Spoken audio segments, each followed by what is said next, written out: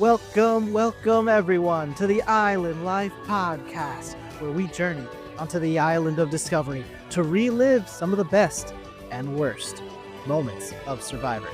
My name is Will, an experienced Survivor fan, 47 seasons deep, and I will be your guide.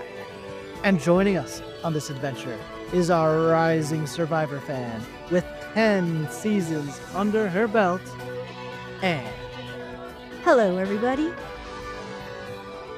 Now this time, we may not have Survivor F, he is indisposed, but we have a true treat as we are bringing in for the first time on this podcast, our Survivor expert. I give you Rachel. Hi. Greetings, man. Welcome, Welcome to the show. Ma'am? Did you just call me ma'am? Indeed. We gotta show you with the utmost respect. It's not often we have a true expert in our midst, you know. And in fact, let's make sure the audience is well versed here. So goes without saying, you have knowledge from every season. So without getting into it, because obviously we here have not Survivor F who might listen, and they have not seen every season. So what's probably like your top 2 seasons without going into like necessarily why? Ooh, top 2. Well, first off, top 2 is tough because it depends on exactly what you're looking for out of a season. I'm definitely gonna go in general, I would say, with some classical answers of 37, which I think most would agree. I don't want to say the best of the new era because Jeff is calling the 40s the new era, but there was a time the 30s were the new era. So I'm going to go with 37. And I'm going to go with season 20. I think that's a classic for a reason. Some, I guess, honorable mentions I would say would be 31 for all of the strategy that gets involved, and I would say for any first-time Survivor watcher, I would go with Survivor season 18. Is best for newbies. Ooh, that's good to know. For me in the future. Yep, that's how I got Andrew Indeed. into it. And I think it holds up because I think for a new player, it's something that they can really kind of get their footing with figuring out while still having some great characters and an interesting plot. Oh yeah, for sure. Does any of the Jeff Probst dubbed new era seasons, do any of them like rank a top 10? Do any of them give you feelings of how much you love Survivor in the past? No. Not even Rachel from last season? That's true, your namesake. Yes. I think she was fine. I mean, I think that's a Rachel, like the thing, like we here on this podcast, we loved Rachel, but of course the context is like 7 seasons in a row of new era. So like she stands out here. And to like some other recent winners, quite a credit. I mean, that like 5, 6, 7, maybe 8, like those feel good. It was really like 41, 42, 43, 44. In that stretch, there was some great concerns on where we were going. Maybe you're still concerned. I mean, I think here's also the level thing, set, Rachel. Right? As you kind of look into a lot of those like Rachel Sorry, style go ahead. characters. Well, a lot of those Rachel style characters, I feel like we're getting into a point where there's a very common editing trope where you have somebody who's set up almost to be this big threat, but they're so lovable and everybody's rooting for them and everybody's rooting for them. And it's just like, and this was, I think, the one thing that was really interesting about her game is it was the first time it felt like that person like won for quite a while within the new era. That was just kind of my take at the time. Because I felt like it felt almost the times like she was being set up in the edit to fail. Yeah, it did feel like that. I feel like last season she was in the bottom or she's kind of forgotten until the merge. Then she became like a quote unquote threat. And I remember like Will F and I were talking, and we were like, I don't get why Caroline thinks Rachel's such a threat. Like she's really not. And then as we watch more, we're like, okay, I see it. I see it now. I get what you're saying. Then you kind of see it, but it's like in the final 5 where you're like, okay, if she makes it there, Mhm. she's gonna win. Yeah. And I think, And even but then, a lot of that was set up like that person gets to final 5 and just gets voted out, or yeah. final 4 it goes out of fire making. So like for her to get through, not be hated for not putting yourself in fire, that just felt good. It was a feel good ending. yeah, I don't like the absolutely. idea of people getting hated for not doing fire making. Like if they win, they deserve it. I don't Well, want people to be like, "Hey, you didn't do fire making." I'm like, oh, I deserve that spot of not needing to do it. well, without referencing past seasons, to me, I think there was one finalist that I particularly remember that got credit for being taken like without fire making, right? So in terms of ways to get through to from final 4 to final tribal, the most impressive way to me is hands down to just be taken. Like just Mhm. absolutely just miss somebody into just taking you to the end because they like you or because for somehow you've convinced them that you're not a threat at all.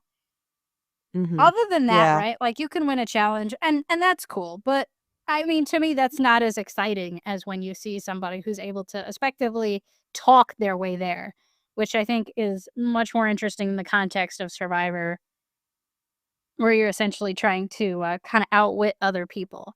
So I think the idea of you basically making, in my opinion, a less optimal game move of essentially putting yourself in danger when you don't need to is something I find very strange.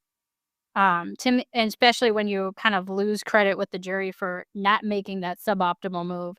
The only time really I think it makes sense for you to do it is if you legitimately feel that this you are absolutely going to lose against this person and you are the only person that can beat them in fire making.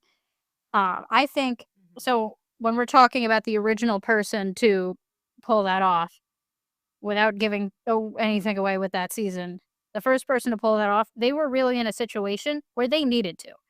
And you could argue back and forth about whether they needed to for their resume at the time, but I think more importantly, they just seemed to be the person that was the most capable of beating the big threat at that point of the game.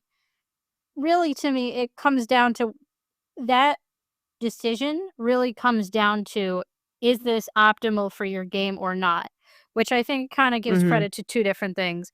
What is your So awareness of everybody else's threat levels and your position within the game?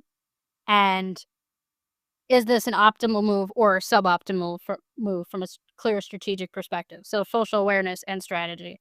To me, whether or not you can build a fire, yippee for you. Hopefully, you should have figured that out before you even went on Survivor. And if you didn't, you should be asking some other questions. It's it seems like a lot That's of true. people I see what fall you're into that saying. category, Yeah. unfortunately. Yes.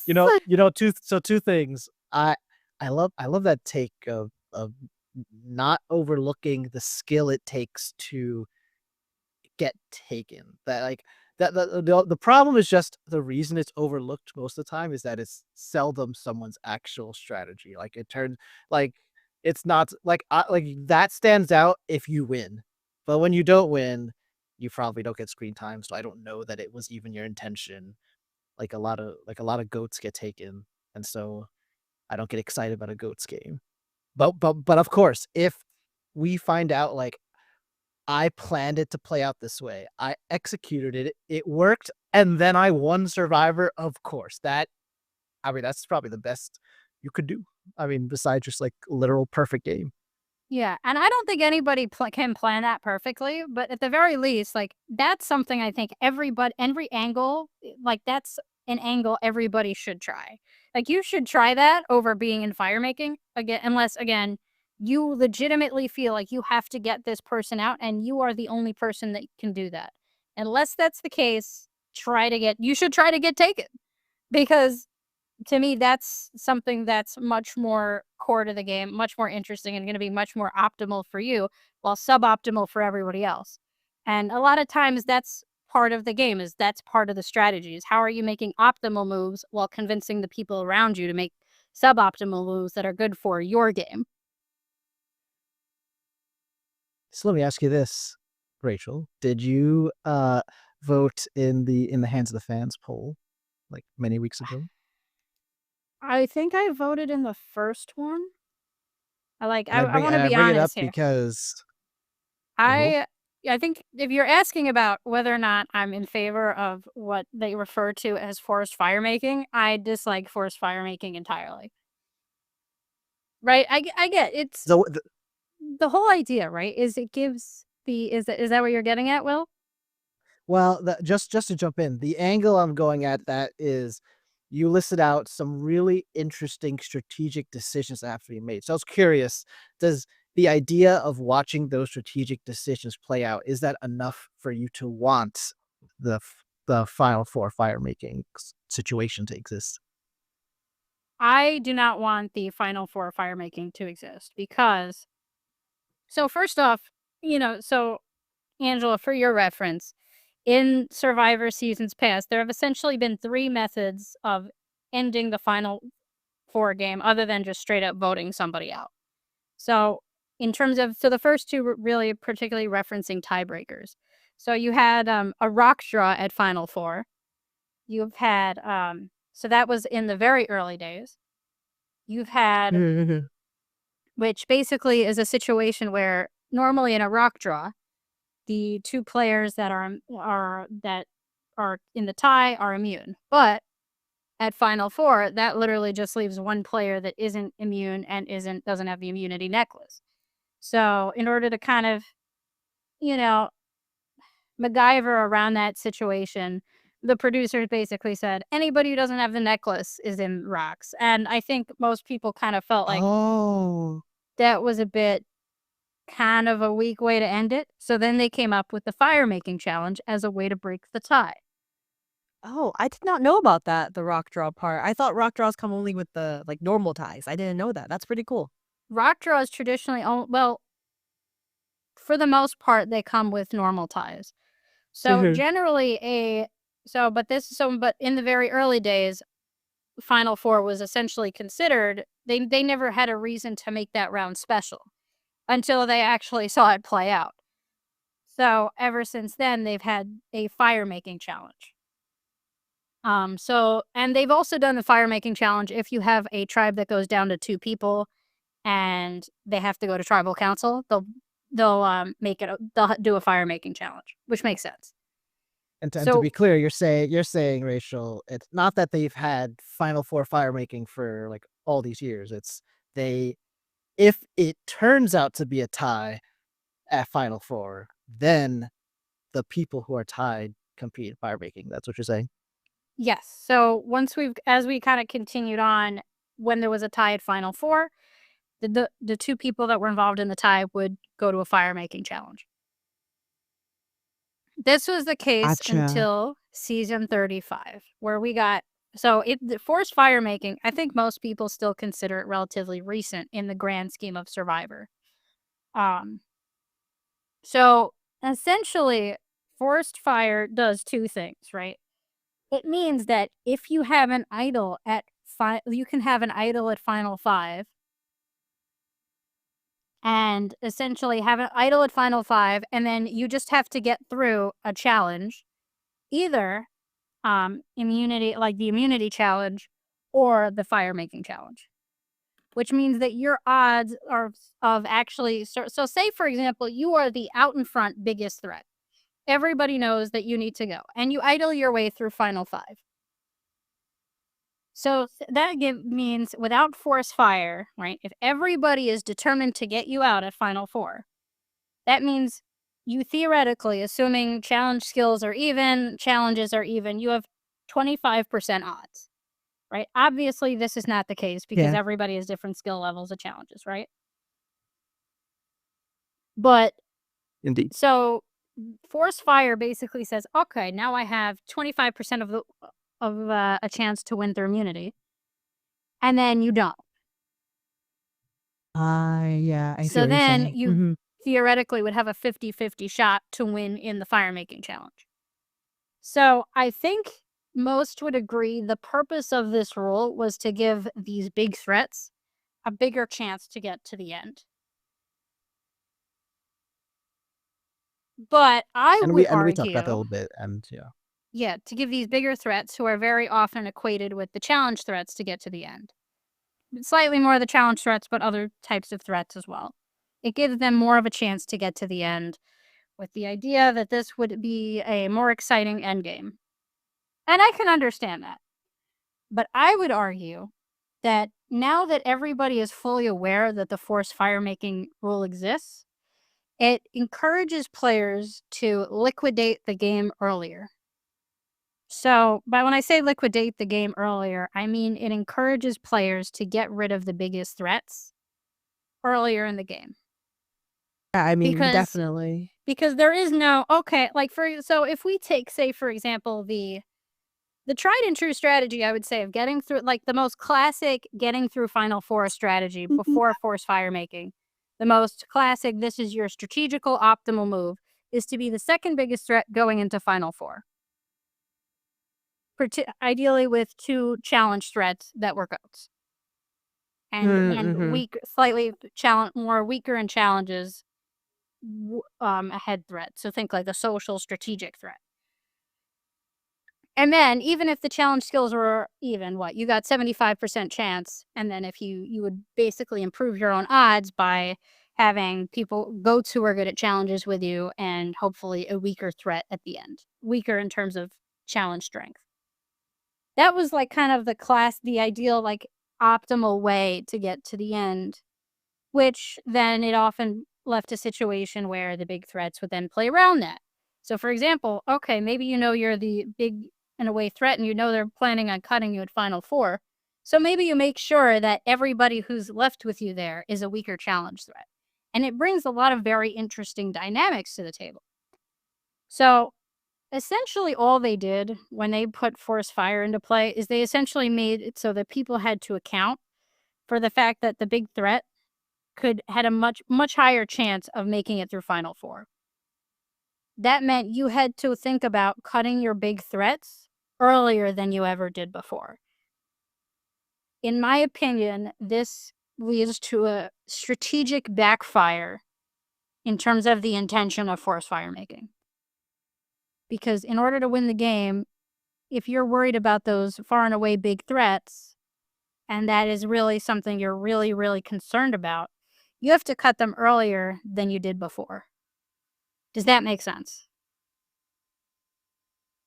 Yeah, and you do see that in like the nowadays, and they kind of talk about it in where in this episode too, where there are like the big threats, the big guys, the strong guys, the good social players get taken out first really quickly, and that was mentioned in this episode with Chrissy and David talking about it. Yeah, funny And that's enough, like that was probably the weirdest and most interesting to me part of this episode, I but agree. real quick, in this season, at least for now, being either just annoyed with someone or worried that they can blow up your game is actually kind of like in the last 4 episodes, it seems like they have been targets. But then in like episode 1, episode 2, episode 3, because remember like if it's your first tribal council in the like beginning of the game, you're just gonna make up a reason to vote someone who's not you. You're not probably gonna go that too deep into it. But the excuse you come up with nowadays is I can just tell they're strategists. They're gonna be a big threat later. That's just the excuse. Yes. In season 7, the excuse is gonna be like, "Oh, she failed. She failed that in our challenge," or she's so small and scrawny, she could never help us win. Or I yeah, keep or saying it's she like they're because it not just keeps helping, being they're not women vote up cleaning first. Yep, around, they're not doing this and all that yep, stuff. yep. So, like, I think that's a cool way to track it too. Like the fake excuses people come up with in the beginning is like where the game is, and right now it's, "Oh, I can just tell they're a threat." But look, let's talk about this episode here. So this is the implosion of Chrissy for unknown reasons, Oh, but Chrissy. but weirdly, she's trying. It almost gets meta. She's trying to say that, in my experience, these big challenge beasts and challenge threats are targeted really soon, and not only that, like duos are targeted really soon, and you're all dumb for not doing that. No, is for there any real. defense of Chrissy? Because like I think like that is often true. It is true that often if you are publicly a duo, you will be targeted. For In that like sure. nowadays. If we're worried that you're a challenge beast, you like right at the beginning of the merge, you could be targeted. No, for sure. I mean, like last season was Kyle. Prior to that, I forgot the person's name, but he was like a teacher that was super good at challenges. Like they're the ones that are like the moment they don't win, like immunity, they're out. It's over for them. But this time it's very different. And I think I get what Chrissy means, but it's also funny because she basically said Survivor has been predictable, but this time it's being weird. Why is that? Can't we go back to how it was? And she literally was like, if it's like this, I should just go stay at home and watch it from TV, which is interesting. Yeah, and That's y- if I was a Chrissy fan, that's like the instant turn off. Like you're Yes. mad it didn't Yes. go your way. All right. Exactly. It's I like, don't Chrissy, need why you. don't you be good? And then I don't know if you're like Kamilla also was like, well, those three should just join the Olympics and not Survivor. So like Kamilla also think that in a way. Like she didn't But say it out Kamilla loud. said that in Yes, confessional, that's true. not That's in true. front of all of their faces Yes. at tribal Yes. council. I know. I'm like, Chrissy, stop. Don't stop it. You're really okay. like, no. But you gotta imagine Chrissy knew she was going there. Like, first off, her name was already out. She was already being thrown out as a big target. We also don't know what conversations were happening beyond the edit of, oh, let's make it big suspense. Is it gonna be Kamilla? Is it gonna be Chrissy? What's going on? Blah, blah, blah, blah. We don't know what those conversations are looking like behind the scenes. For all we know, like, yeah, it's highlighting these Kamilla conversations, but people might have just been ignoring Chrissy all day or just being like, no, you're gone. Like we saw Kyle and Kamilla talking, but did we see anybody really talking that much to Chrissy? Like once the ball started rolling, not really. We didn't see those conversations as much. Like her talking about the Kamilla option at all. So I have a feeling she did that because she knew she was going and that she had no hope. And you know, why not? Life is short. Enjoy it. Yeah, she came out with her arms out there. She was like, I'm gonna swing at people and whatever it happens, happens tonight. And unfortunately, I felt like she was swinging blindly at the big Just wail, guys and hope for just the best. wailing Like around. hope for the Yeah, best. And I guess if she not only feels the way she feels and but also wants to do something about it, I guess the answer is you needed to do things earlier. Like in the previous episode, we were yes. led to believe by the edit that she was considering helping out Say and trying to do some crazy thing with her and target Mitch, her own former ally. That's insane. And Honestly. she I'm ends up like, what? not doing that, right? Yes. But maybe if she could have pulled it off, would that have been better? Maybe, yeah, I don't know. I don't Yeah, know, man. Seeing her back to back tribal just keep talking is just like, oh my goodness, that's Chrissy. another thing. You know what? That's a great point, Ange. At the last tribal, also publicly in front of Joe and in front of Eva, said the same rhetoric. And then at the beginning of this episode, she comes back like, "Oh, just so you know, guys, I don't mean what I say at tribal." Which actually, that's probably the case for a lot of people, right? You don't want to say what you really mean at tribal, but Mm-hmm. they didn't believe her, and then she said it again. So Yes.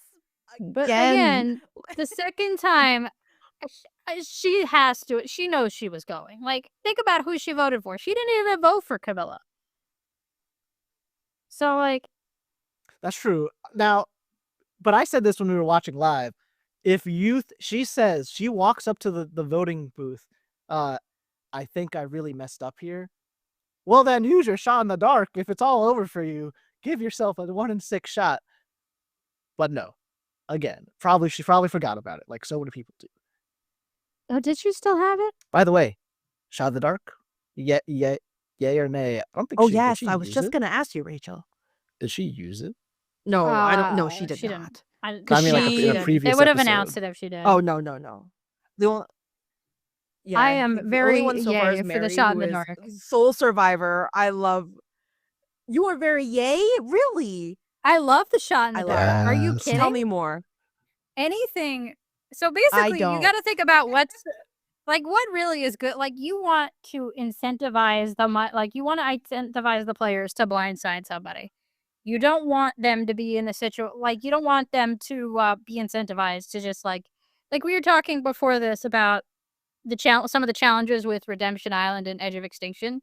You don't want to incentivize players to just go for the big happy unanimous vote that makes everybody happy and is obvious to anybody with a brain. You want to for good TV and for an exciting game that's very dynamic and fluid. You want a lot more flexibility. You want blind sides to be encouraged. And I think Shot in the Dark definitely adds Yes. a You know, lot of that. I do agree. If you think about it, right? The Shot I in the think Dark, I was more, yeah. it only has a 1 in 6 shot, and you have to give up your vote. Like, that's really, in the grand scheme of I things, not that actually, like, powerful. that's what I'm saying. So I feel like as a player playing the Shot in the Dark, I hate it. That's where I'm going with. But as a viewer, you're right, because before watching season 7, I was like, whatever. What's the point of the Shot in the Dark? It's useless. But watching season 7, I do find myself like missing the fact that people are not like just kind of like going around who they're voting. There's just like, nope, I'm just gonna vote for you, Will. Like tonight's you. That's it. And there's nothing you can do about it. There is no like last ditch effort. Versus in this one there is. I mean, I like it because Mary's still alive and Vula, which is crazy, and it's all because the Shot in the Dark. But I think as a player, I feel like I don't like it because I was saying in prior episodes that I like a 1 in 4 chance. I'm like, it's no dice. No one's rolling a dice, so why are we doing 6? Do 4. I want a 25% instead. You're I good think with that the would game make it more mechanic. exciting. You just want it to be more powerful. Yes. So 1 in 6 is dumb. let me run this by you, Angela, because this is something I think I've thought a lot about, actually, and I'm curious to get your take. Advantages that increase or decrease the odds of your Shot in the Dark. Thoughts? Ooh. So they have to find an advantage, and then that allows them to increase their rates of their Shot in the Dark. Is that what you're trying to Increase say? their Like they odds. find an So advantage of that. right. So for example, you Ooh. could maybe say, oh, instead of would like that. instead I'm of pro like advantage. I'm you could pro have finding things. right. So you could have a 2 out of 6 or a 1 instead of a 1 out of 6, you could have a 1 out of 5. Or maybe the base is lower and Know you what? started a Down. 1 out of 7. Instead of losing your vote, your Shot in the Dark gets knocked down from a 1 out of 6 to a 1 out of 7. You know, or maybe You something know what? stronger than I would that. be down. I'm actually pro advantages. Yeah, I'm I pro chaos. I want everybody to be finding advantages like Easter Hunt. here's my take on advantage, You right? know, They have to be done well and they have to be balanced and add something to gameplay. Like, I do think there are advantages out there that it's like, no, this is game breaking. Get this out of there. Knowledge is power being a great example of that. I think that's game breaking. Some would argue Idle Nullifier is game breaking. I wouldn't go that far. And of course, some of our super idols that we've seen in some of our earlier seasons, those are game breaking from my perspective. Particularly the first iteration of the super idol, I would say that's game breaking. So I think in terms like advantages have to be balanced and they have to add to gameplay. Like they have to pose an interesting strategic question to the person holding it without breaking the game. To respond to your proposed Shot in the Dark modifier advantage, let's just call it. I'm gonna be against it because I'm picturing the TV experience.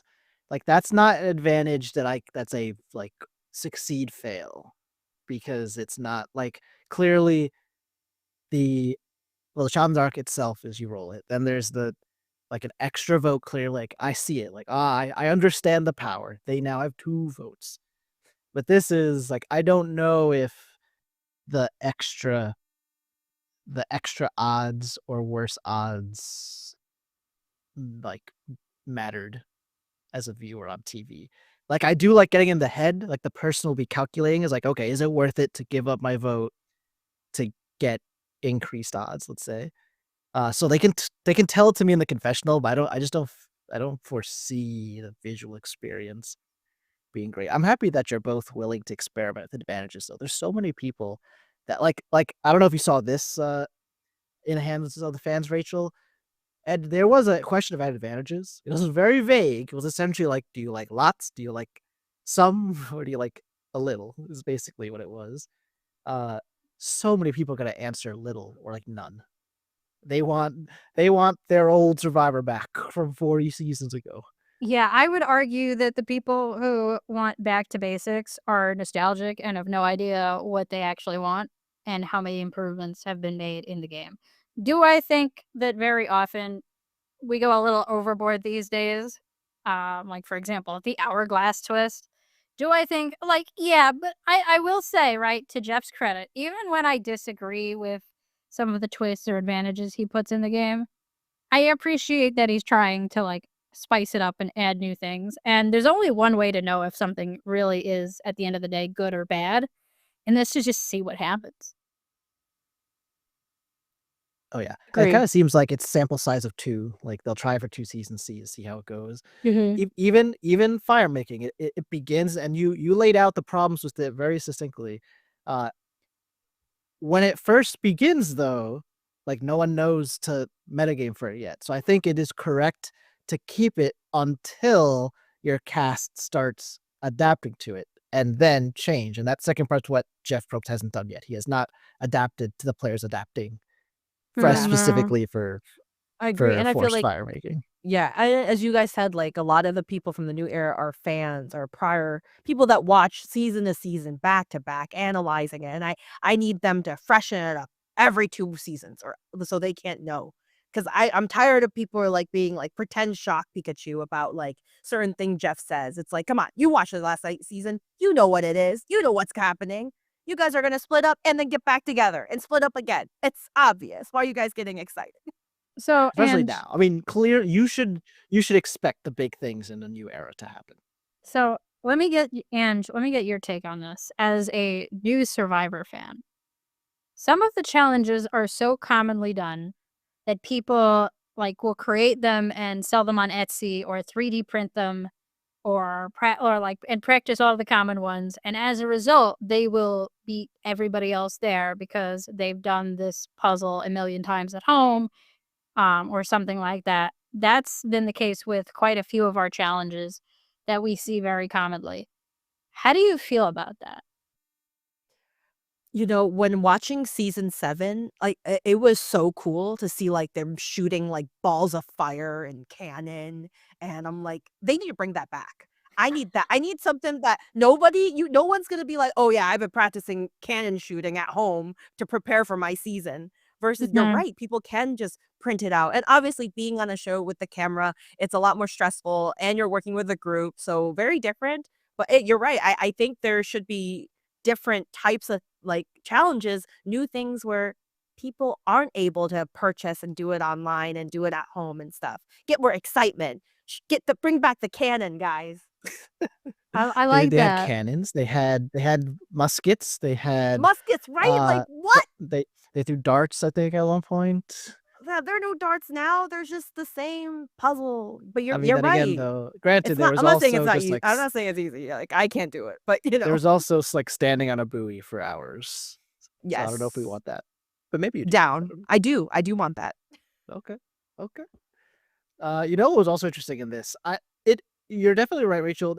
It's possible this was a smokescreen by the edit, but even if it was, I like the hypothetical here. So we see that uh Chrissy was gonna be the main target, then David, primarily supported by Mary as well, wants to target Kamilla instead.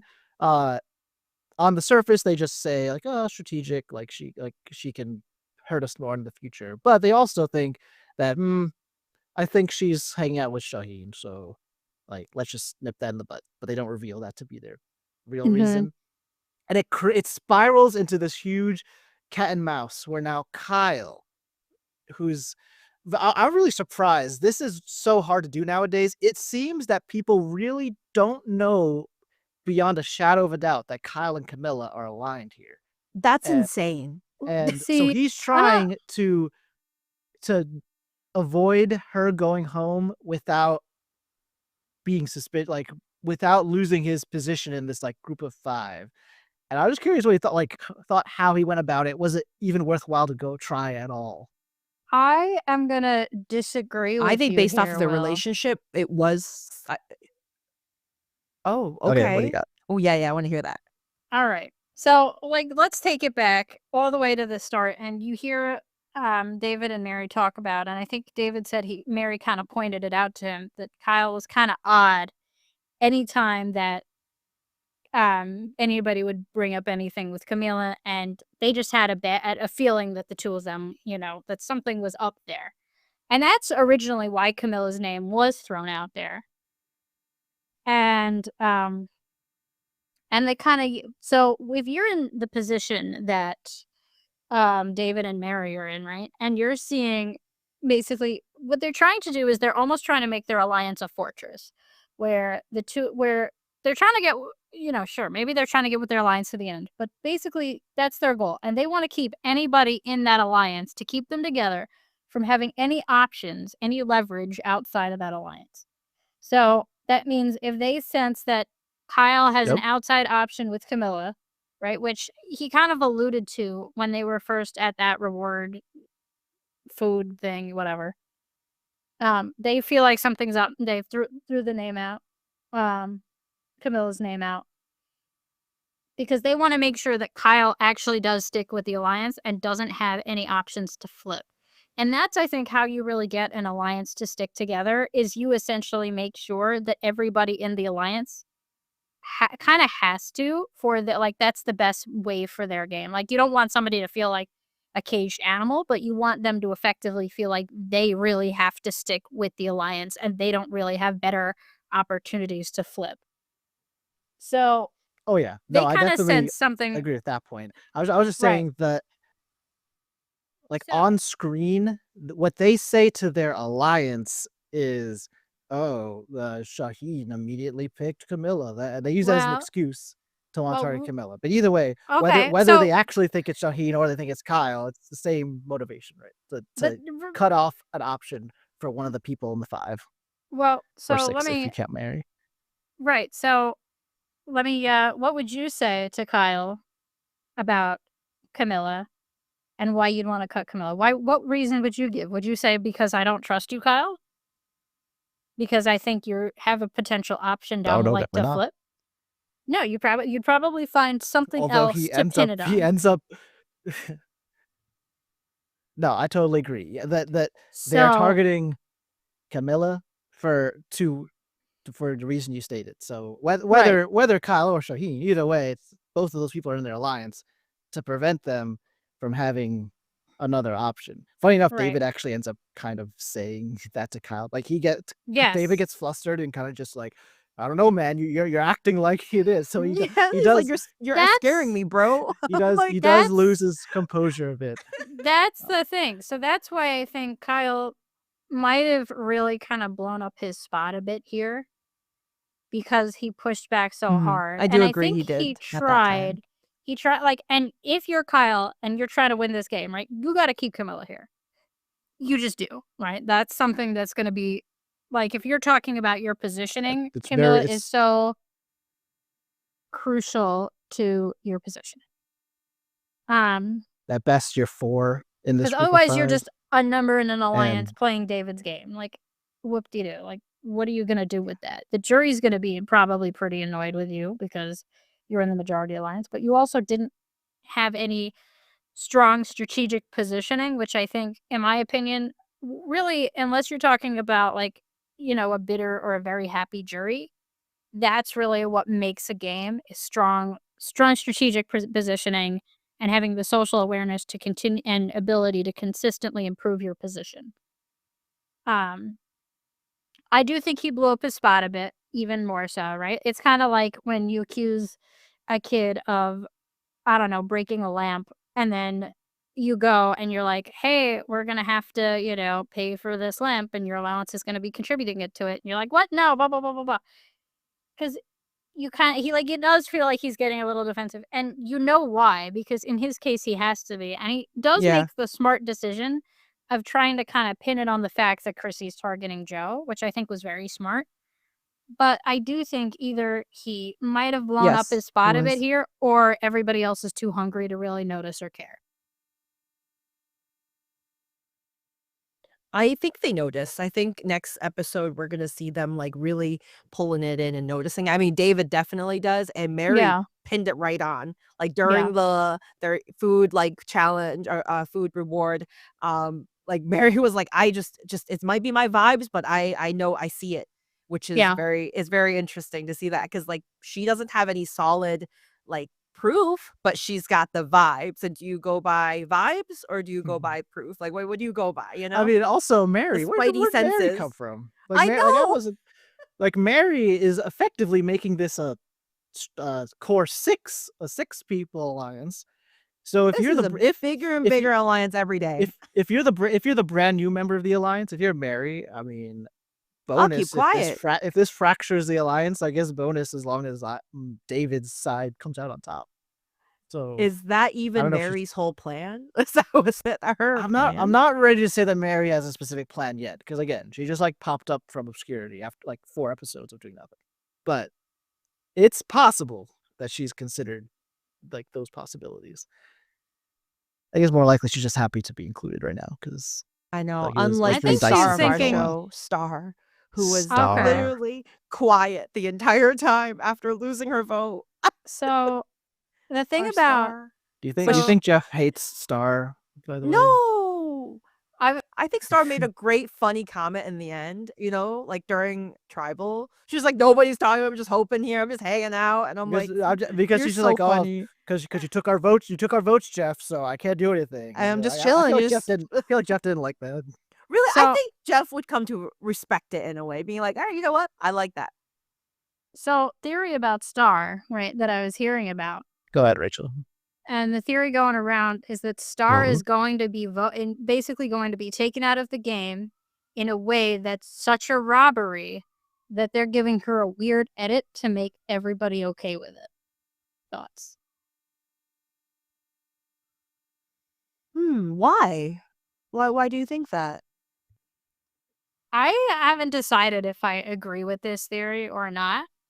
But the idea is basically saying, okay, we really haven't seen much of her, but she seems really cool and likable and whatnot. Um, what's going on over She's there? really grown on me, I'm not gonna lie. Yeah, I yeah. supported Star from the beginning, so much so that I added her to my fantasy team, but no one else did. And then She's grown Rachel, do on you me, know I what like her. happened? Do you know what happened, Rachel? I added her because she had the weird bed. It's like, all right, eventually she'll solve it, and that'll get me points. And it would have if she didn't just hand it to Eva, which technically, like maybe that'll. I thought maybe that'll work out because people will target Eva. That really hasn't happened, but that meant I didn't get any points. I was still sad. I think it did happen. She just won Tragic. immunity. And also, I think people are kind of wary to target the main alliance or target her at this point. Yeah, But that's more what it is that in the first, I don't know if they call it like what I call the merge is Jeff just calls like a gathering of people on the same beach, and then you need like 2 votes. Only then do you actually on the jury. And then even though you had your merge bust before, that's kind of weird. But those so first votes were just what can make the least amount of waves. And then after that, maybe they would have targeted Diva, but then she won immunity. so I got a question for our new Survivor fan. So I think this season, and I want to say last Yes. season, right? Jeff has announced at the non-merge, technically, that big twist, only one player is going to win immunity at the non-merge, and they'll all go to tribal council. What do you think about that? I think we talked about it last time, but I I just I don't like you mean like when he puts them together just to split them apart and then say like only one of you guys get it The one before or that. the one before that. Okay. This was uh we're all on the same beach. Uh but uh instead of you remember they competed like half versus half. Yes. like 6 yes. versus 6. Instead of whoever wins, all of you are immune, it's going to be only one of you is immune. So instead of a tribal where there's only like 5 out of 12 that are available, it's 11 out of 12. And that was the twist. I mean, more last season, I think, but the same thing happened this year. I genuinely like more people in a tribal than less, because I feel like there's more chaos, more counting involved, more thinking. So in this case, Is this it's just controversial? in this case, it's one player. Big twist, according to Jeff. One player is immune. Yeah, I'm all for it. I'm not against it. Like, are you against it? Like, what are your thoughts? So, I'm not against this as one. somebody who just watched Pearl Islands, what happens when all the players get on one beach? Do they get back together? Is that when Other than all the players get together? outcasts, right? Oh, Well, basically, they have an immunity challenge where only one player wins immunity. Right? mhm. That's what happens in season 7. And that's what happens in seasons 1 through 40. I was going to say, and season 8, and Yeah. season 9, and season 10. So, but, right, Okay, so you're not happy with like it's not a twist because it's the same. it's in the not end. a twist. Like, Jeff did Yes. something different in the early 40s, and that's cool. But, sure, you got to try it, Got to try something new. I can appreciate that. Added some interesting dilemmas. Gotta like that, right? Saw some Mhm, robberies, but, gotta try it. So then the past 2 seasons, everybody's on one beach, and big twist, only one player is immune. mhm, mhm. So you're thinking, yeah, you know what? Yeah, I guess if it's the same thing and not exciting, I guess it's whatever. It's just I mean, whatever. I just want Jeff to stop calling it a twist. Yeah, yeah. Well, Because Like, he only has- one player is if immune. if Say and Cedric came back, like that would be the twist. If everybody Oh my they God. brought back the outcast this season would be crazy talk. I mean, And Say listen. comes I back. mean, Well, that what would I'm that would be saying- super outcast because that would be post-birth. Well, what I'm saying Yes, is, I want it.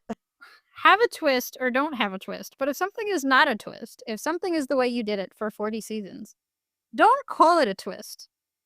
Like, why? Like, great, you didn't do that in the early 40s, and that's fine. But I don't know. I'm just So what do we think of the? I don't know if it's still considered a twist anymore, but it is a twist of the new era. It is how the immunity challenge was configured today, or in this episode.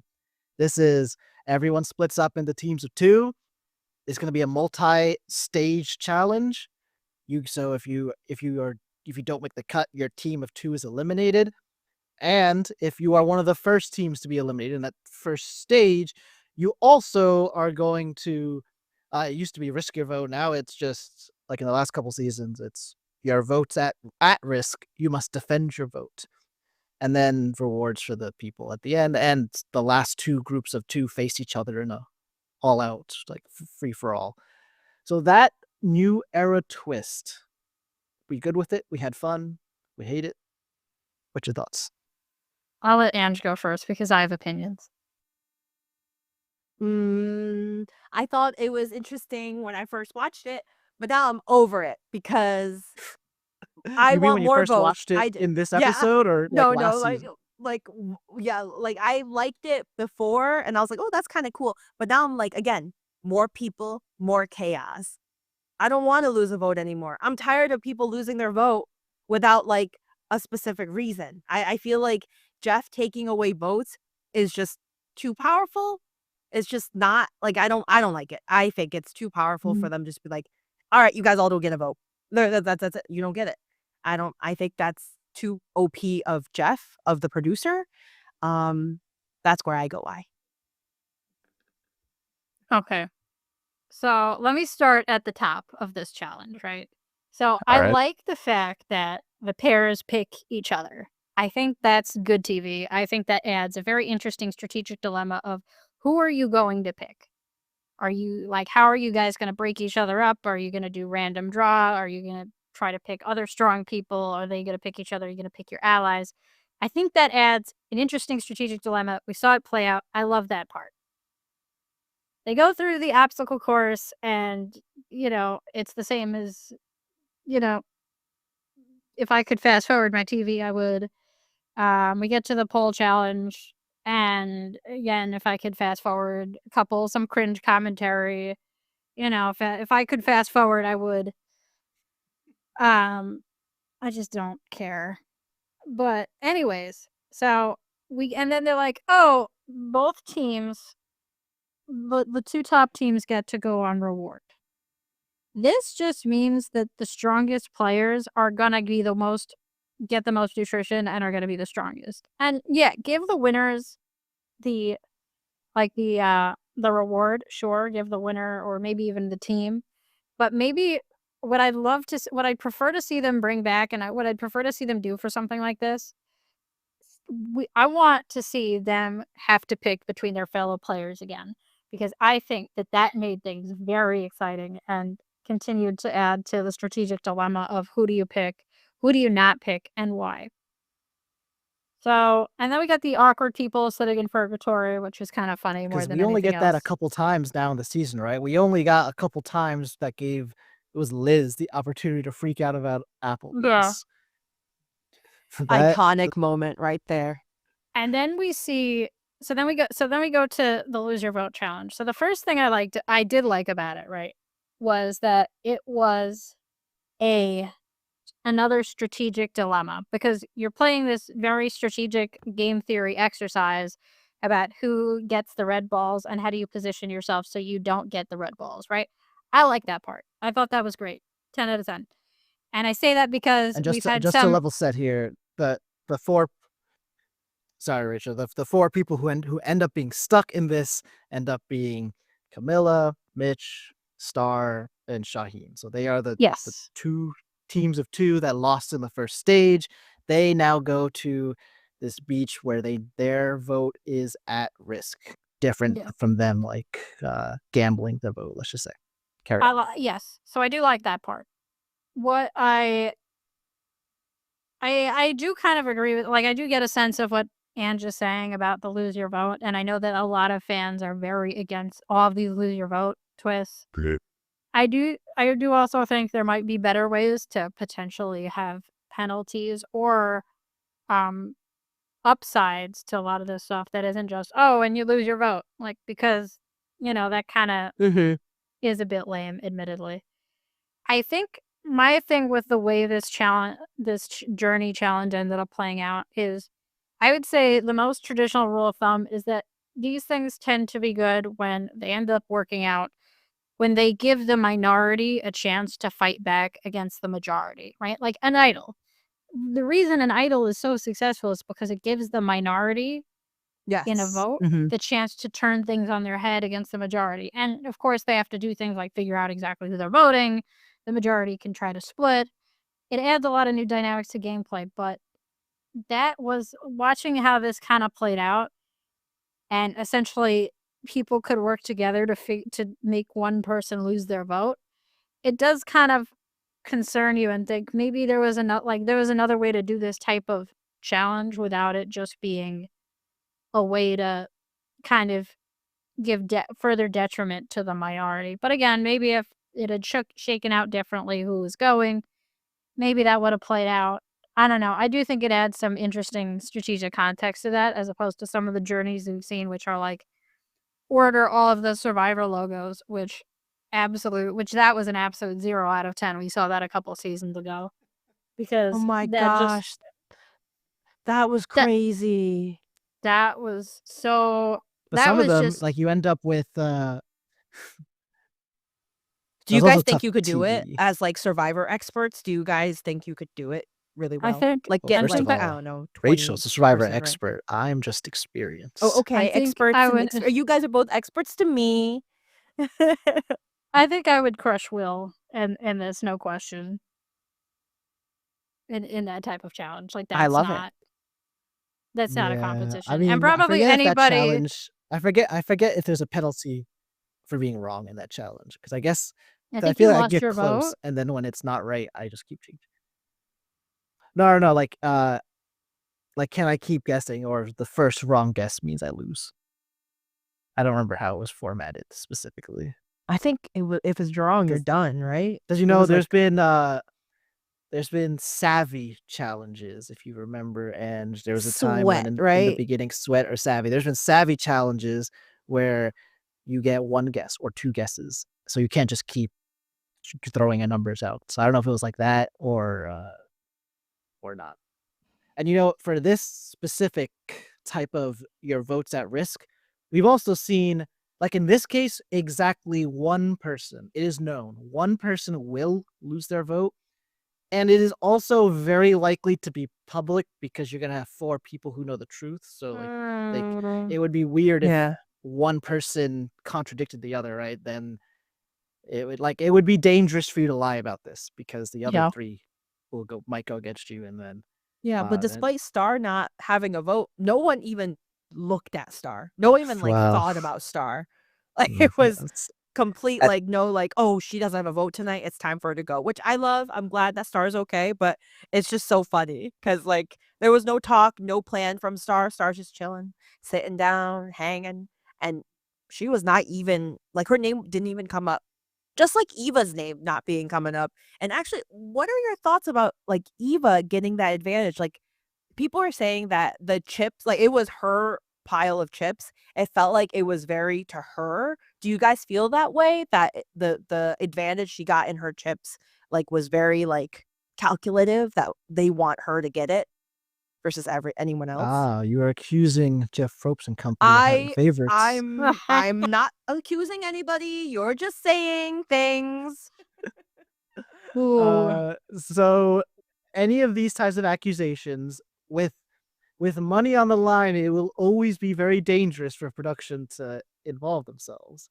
It doesn't rule Mhm. it out, but there's great liability if they were ever to be proven in like a court of law to have done so. So I'd So I like think to. it has Sorry, go to ahead. add be a compelling argument. So take it a I step just say back. like the burden of proof for me to think has to be higher. I would imagine, Okay, for okay. me. So Mhm. Okay. take it a step back, right? And here's, I think, the other major criticism I've heard about this.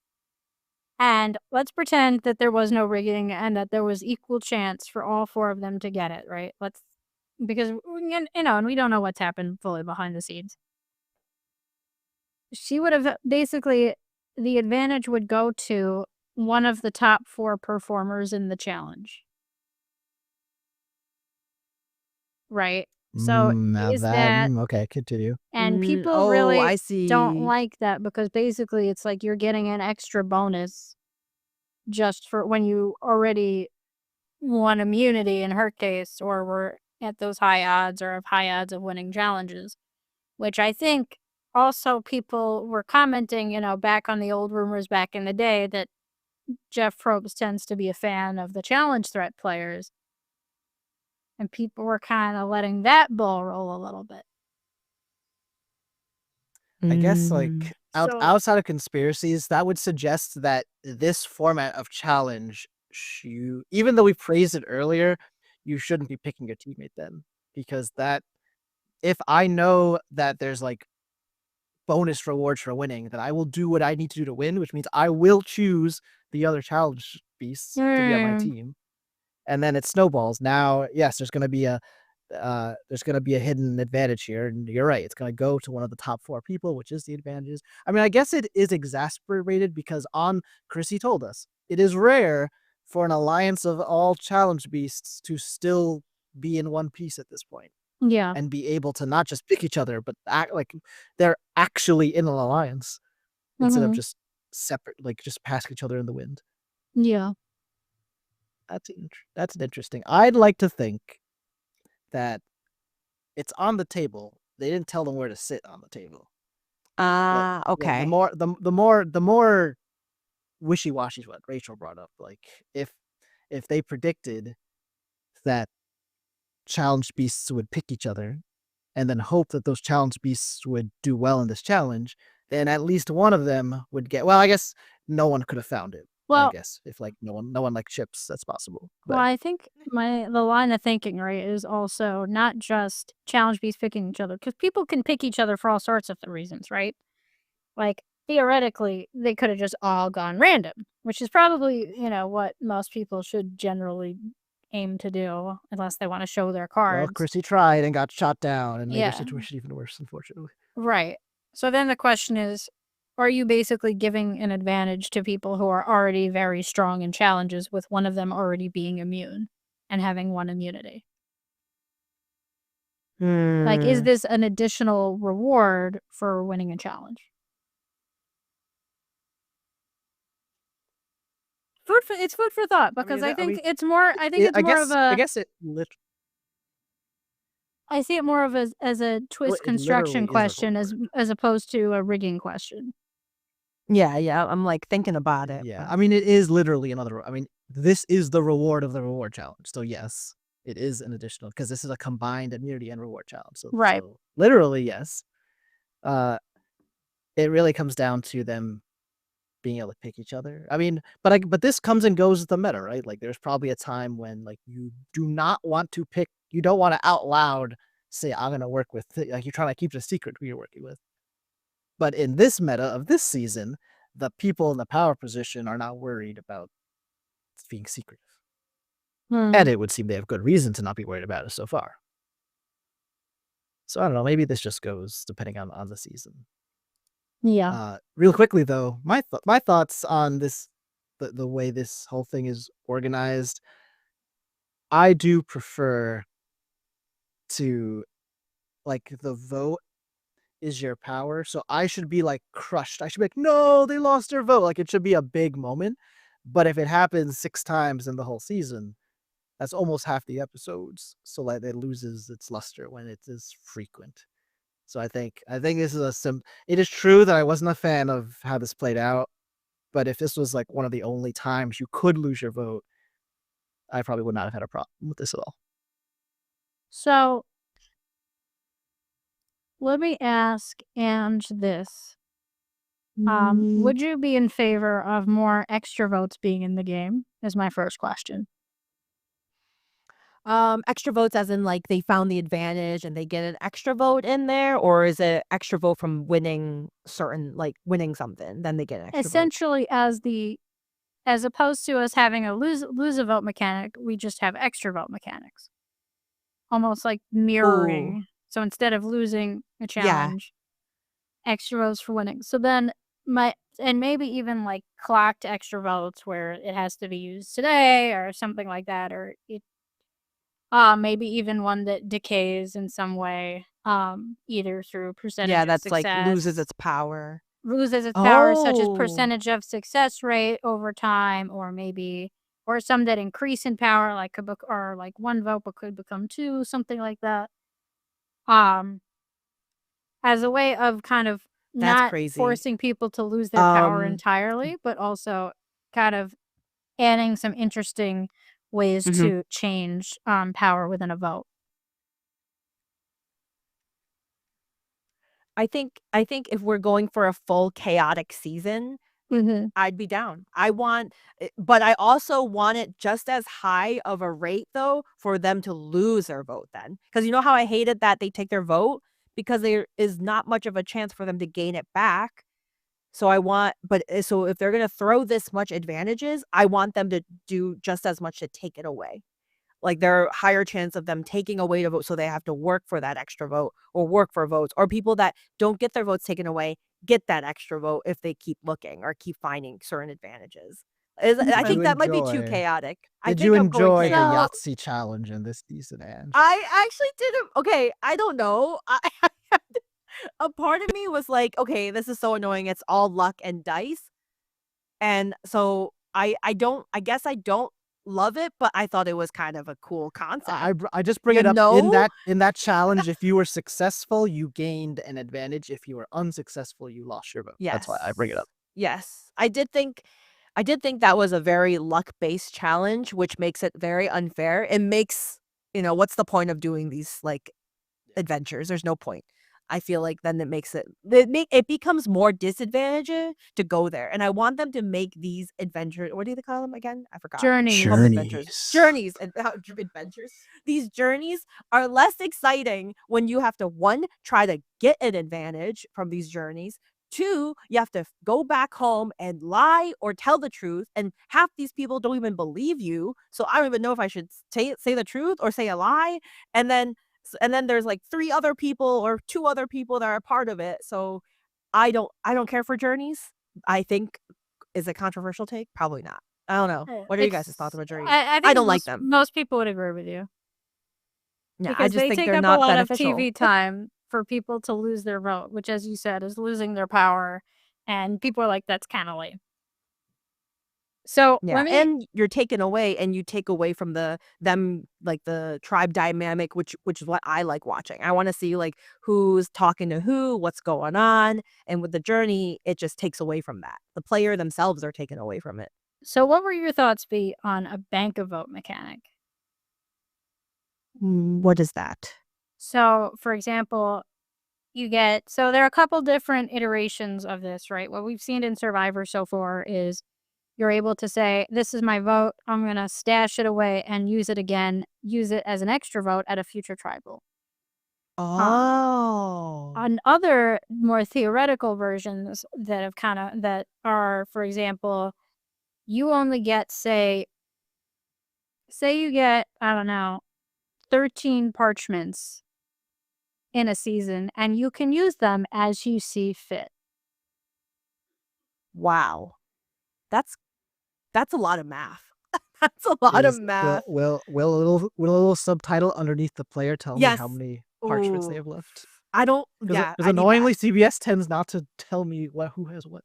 Yes, why don't they do that? I need to know. I forgot what They advantage you have. they I started need to doing know. that. They started doing that relatively recently, actually.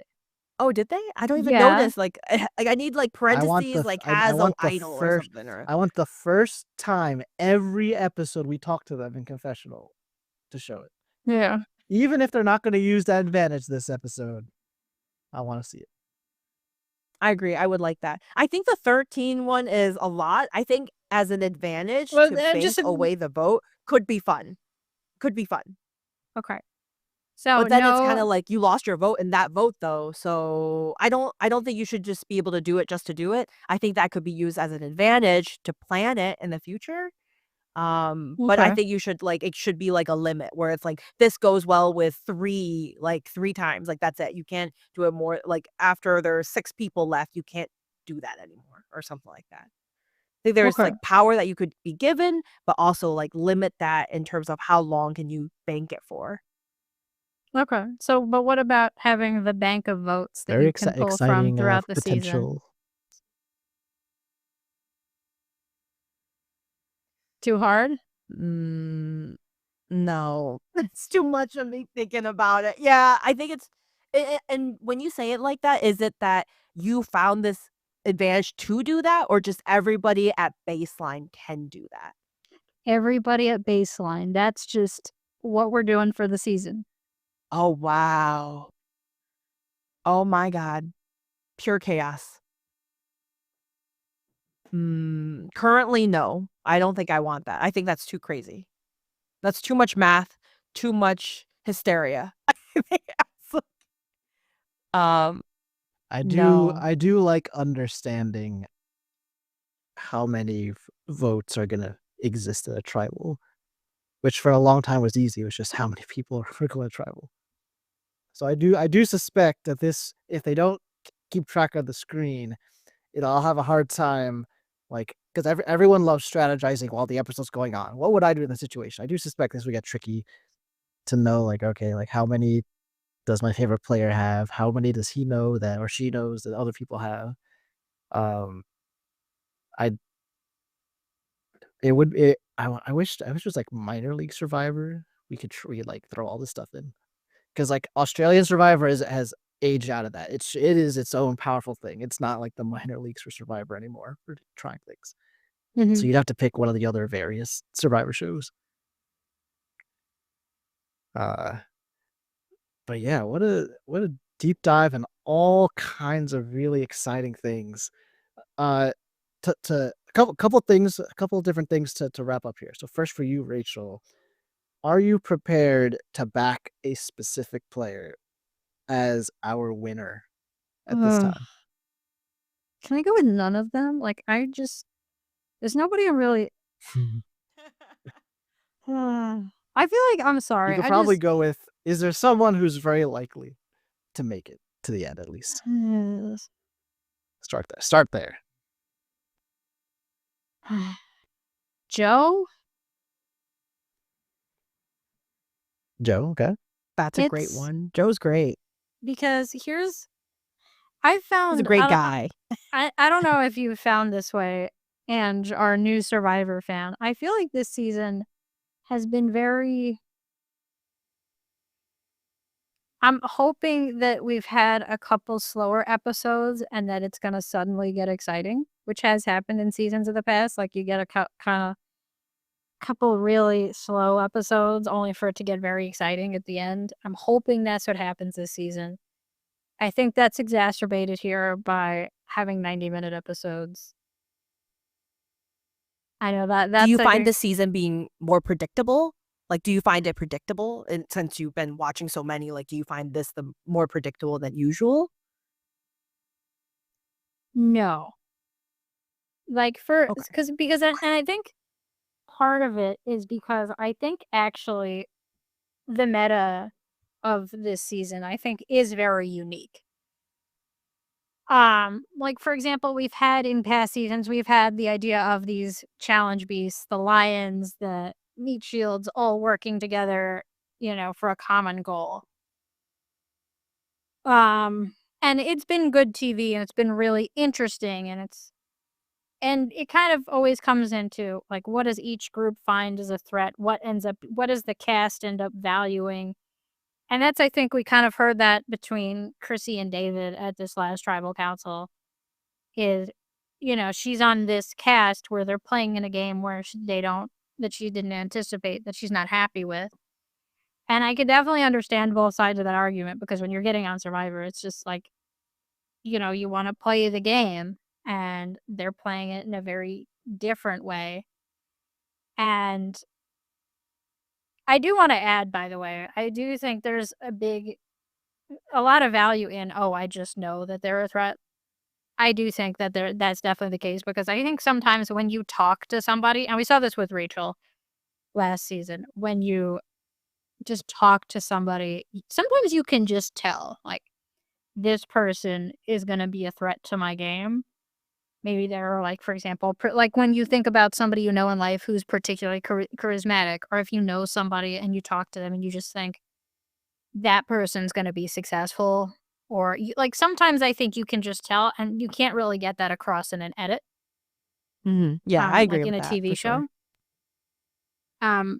I think this season, I think it's just been kind of, I haven't been as, like, I do think it hasn't necessarily been predictable. I think it's just been, I haven't become as invested in the narrative as I might, or in the characters, like as I might be in a different season, if that makes sense. Gotcha. So Yeah, we don't really Joe have is one your of the player. traditional storylines. Like a traditional post-merge storyline is like, here's this big bad alliance, like, are the underdogs gonna do it? But in this case, like, I don't really have anything against the like group of 5 that are working together. And No, if also anything, I like find the myself people in like the rooting for them. and the people in the minority are like, give me a reason to root for you, but they're just kind of like Ugh. chilling. And And so, but I that's, mean, you're right. That can change like uh, at any moment. right. I And know. that's what makes me think it's going to be somebody in the majority or somebody close to the majority or something who's going to end up winning this thing. Because Yeah. otherwise they'd make, maybe the majority less likable and the minority more likable. I don't know. Yeah, I feel like this time the majority of people are more likable, even though I do find myself always like trying to go for like someone that's like just barely just holding on. But like for me, I was rooting for Kamilla in the last couple of episodes. I've been talking about Kamilla being my pick, but now I'm feeling like Camilla's been strategically trying to lay low, nothing crazy, but I also feel like I like harshly speaking, Camilla's been trying to play the victim, like in this entire game, I feel like, which I don't know. I have mixed feelings about it. I'm like, I see her playing the game, but I also feel like she's just pretending to be a little mice, but she's not. She's clearly playing. She's playing with Kyle, and I don't know. I think I saw a new side of her in this episode. I wouldn't definitely not go nearly as far as the victim thing. I do think, she's gonna be frustrated with the fact that there's a majority alliance that she's not in. And like I think that frustration, I think, especially in a game where you're exhausted, you're hungry, you're tired, and you're in this out group. I think that, and you're basically, especially because you think about it, right? You're on this TV show that for many, it was their dream to be on. I do think some being frustrated with the majority alliance, I think that's perfectly reasonable.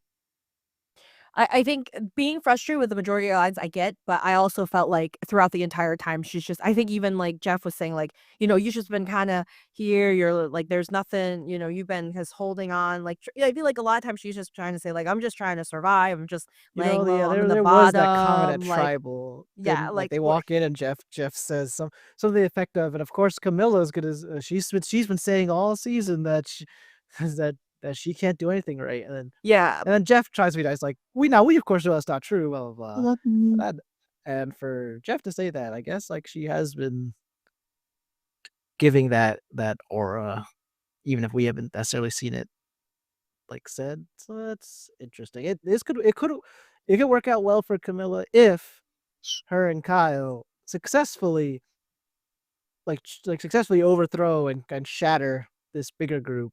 They're left standing, and Kyle looks like the leader and gets targeted next. That could be a nice path for Camilla.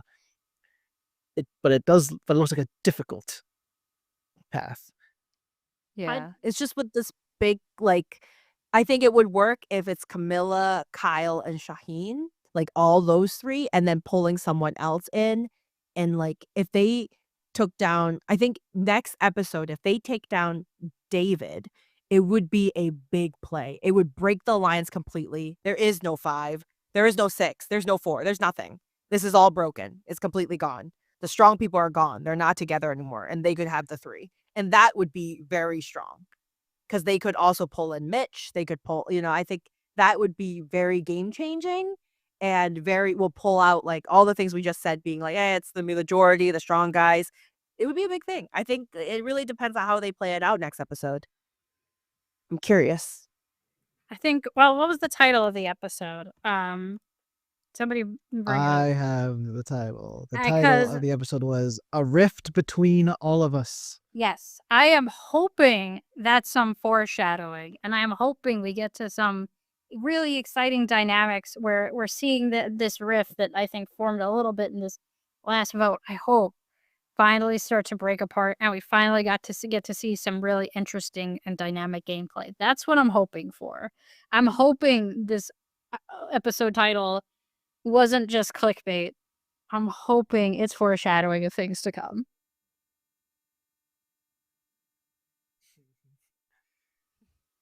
Now, I mean, often it is, but maybe this time, it's Like, actually meaningful for a long time. But that's another consequence of people. Well, it's a consequence of the minority losing votes. Obviously, like, I'm seeing a different tune. If the majority loses the vote, and that's the difference that allows the other side to overcome them. But it just feels like it's usually goes the other way, where now, like, maybe there was some galaxy brain plan they could have done, but now they don't have stars vote, so forget it. We'll just target Chrissy, who actually, like, maybe could have been part of us anyway. Yeah. I think the next episode is really going to change the tune. Like, that is going to be like, big things are gonna happen next episode. I'm feeling it. I could feel it. My spider senses. Okay. My little Okay. senses are coming out. I'm feeling it. It's gonna be big and a big twist, and it's gonna change the entire course of the season. It's not gonna be predictable. Can't wait for, like, our by the David is gonna numbers come home single. Oh, no. Sorry, Did you, David. let's Milkman. let's wrap it up here. Rachel, did you notice that in one of the, sob stories, David's sob story was, "Oh, well, I lived in a trailer out with my girlfriend, but because I didn't have any money we couldn't start a family, so she broke up with me. But if I win $1 million, then she'll take it back. So I'll Yeah, keep it. he's gonna I'll like keep propose it. to her, and I'm just like, I'll keep it so real. After watching so many Survivor seasons, there are 2 times I think I tend to kind of like that's your break to go get snacks, especially during a 90-minute episode, and that's the challenge very often. And whenever there's a sob story, right? Otherwise, it's Fair enough. well, Fair enough. so whatever they start to, like if the first couple times it's like, wow, that's really interesting, and now it's like, all right, time to go get snacks. You know what? That's fair. I also want to talk about, speaking of David, I find it so like ironic and hypocritical where he's like, Shaheen, I see Shaheen working with Kamilla. I don't like it. Let's take her out. Meanwhile, she's like, and this is Mary. Mary told me about this. And he's pulling in some person in. And it's like, wait a minute, David.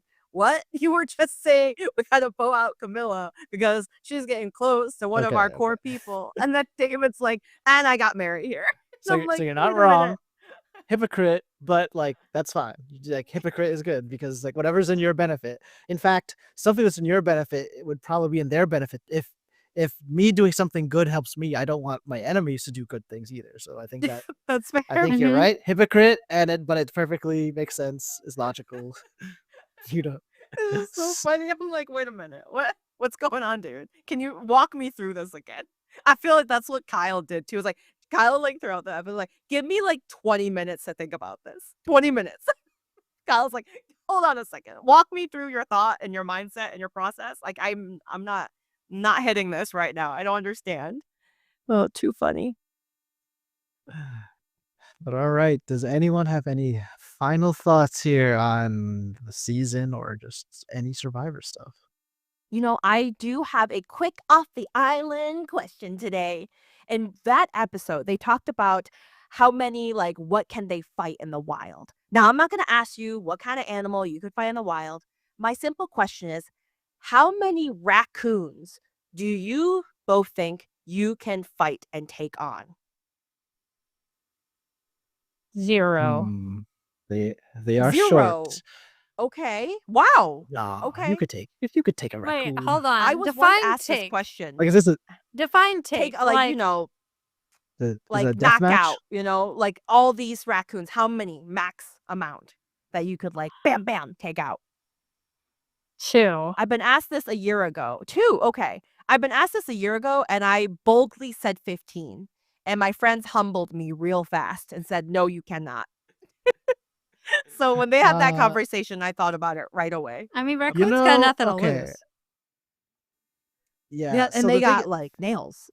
well, okay, but there might be a chance you can go double digits at any of us. The only thing is like you'll win the fight but lose the war because like you might all those bites will like get you out rabies and everything. But Yeah. still, you won the fight. You won the fight. That's all that matters.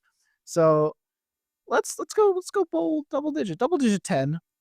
You say 10, Will? No Yeah, weapons, like- by the way. Fist only. I hope you know that. Because you just throw them. Just keep throwing them around. Now you're gonna take bites, like I said, so that's gonna have negative consequences afterwards. You think you could throw them? You think you could like grab them? They're so fast. They'll just like wrap around your leg and jump up and Yeah, get but ya. to attack me, they gotta come to me. So you just wait for them and kick one. One of them will probably grab on, but the other one will be sent flying. Snatch the other one out of the air, and like they're not gonna jump high either. They're gonna jump, but not high too. So you could also maybe get some leverage on them. Now, beyond 10 though, then it becomes tricky because then like 3 of them are holding on to you. And at some point you might fall to one knee, so now like your head's available. So I think 10 is a stretch. So that's the limit.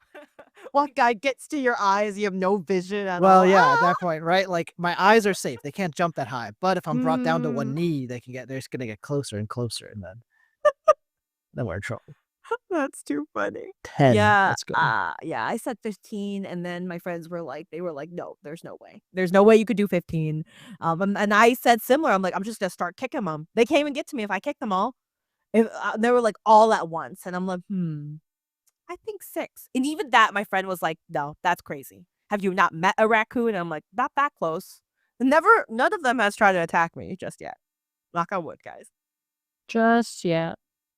We'll set up an area. Don't worry. Just yet.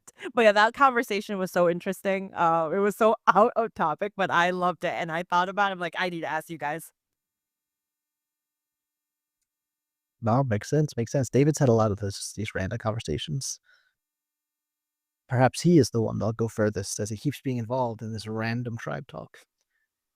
But all right, Rachel, thank you so much for lending us your expert analysis.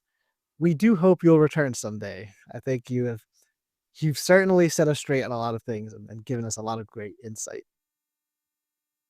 Thank you for having me. This has been fun. Yeah, maybe at least the finale. Like we gotta do something. Like whenever we do that, I feel that'll be fun. Oh, yeah. That would be fun. But everyone, thanks for tuning in. Thanks for listening. And we'll be back next week to find out if the Core 5 or Core 6, if you count Mary, survives, or are they splitting apart? Until we speak again, ciao.